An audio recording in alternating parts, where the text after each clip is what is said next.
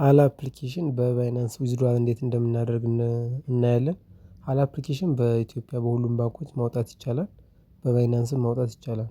አሁን የምናየው በባይናንስ ነው ማለት ነው።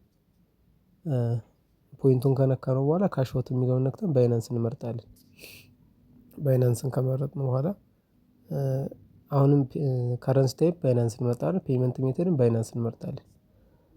ፖይንትስ አማውንት ፎር የሚለውን ደግሞ ካሽ አውት የሚለውን ፖይንት 100 ሺህ $10 ነው።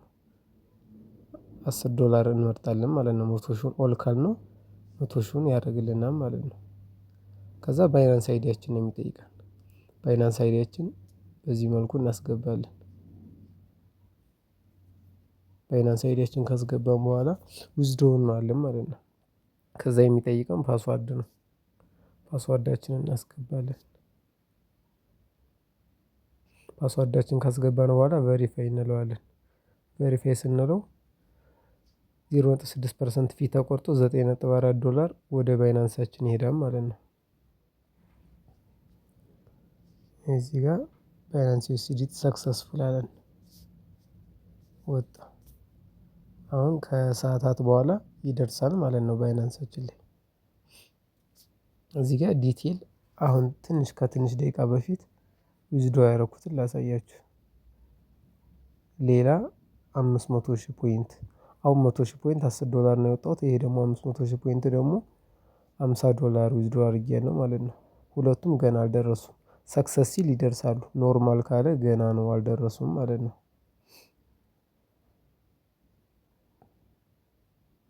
ይኸው ቀኑን እዩት ቀኑን ሰአቱን እዩት። እዚህ ጋር ቀኑ አሁን እንደሆነ ማየት ይቻላል ማለት ነው።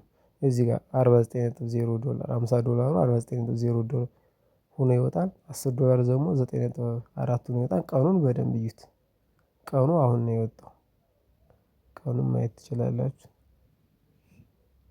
አሁን ዊዝድሮዋል ሰክሰስፉል ብሏል። አሁን ባይናንሳችን እናያለን ማለት ነው ገብቷል። ሰክሰስፉል ብሏል። አሁን ገብተን እናያለን። ሁለቱ $49 እና $9.4 አጠቃላይ $58 ባይናንሳችን ላይ ኮምፕሊት ብሏል ገብቷል ማለት ነው። የባይናንሱን ቀኑንና የአፑ ላይ ያለውን ቀን እዚህ ጋር አመሳስሉት።